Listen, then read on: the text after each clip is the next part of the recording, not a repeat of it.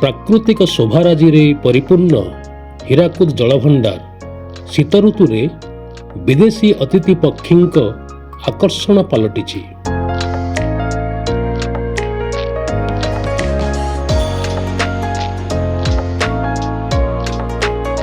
ଏଥର ମଧ୍ୟ November 2025ରୁ ବ୍ରାଜକ Siberian ପକ୍ଷୀଙ୍କ ହୀରାକୁଦକୁ ଆଗମନ ଆରମ୍ଭ ହୋଇଛି। ଲକ୍ଷାଧିକ ସଂଖ୍ୟାରେ ବ୍ରାଜକ ପକ୍ଷୀ ହୀରାକୁଦ ଜଳଭଣ୍ଡାରର 550 ବର୍ଗ କିଲୋମିଟର ଅଞ୍ଚଳରେ କଳରବ କରୁଛନ୍ତି, ଯାହା ପର୍ଯ୍ୟଟକ ପ୍ରକୃତି ପିପାସୁଙ୍କୁ ଆକର୍ଷିତ କରୁଛି, ଆନମନ କରୁଛି।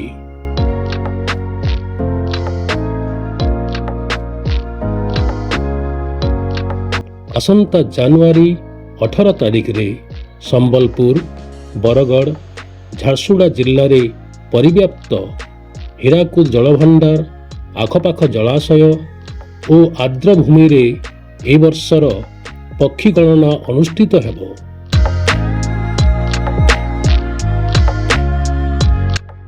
ଜଳଭଣ୍ଡାରକୁ ପୂର୍ବବର୍ଷ ପରି 21ଟି ସେକ୍ଟର କରାଯାଇଛି।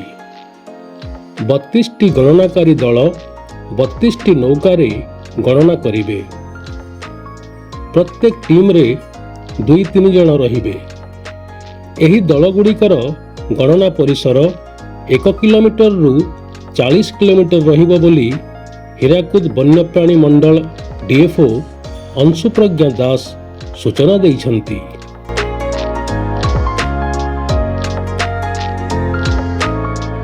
ଗତ 2025ରେ ହୀରାକୁଦ ଓ ଆଖପାଖ ଆର୍ଦ୍ରଭୂମିରେ 122 ପ୍ରଜାତିର 3,77,000 ପକ୍ଷୀ ଗଣନା କରାଯାଇଥିଲା।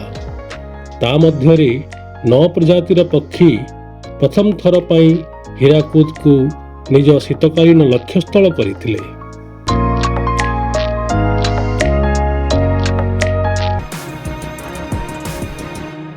राष्ट्र सर्वोपरि, राष्ट्र प्रथम, सदा सर्वदा।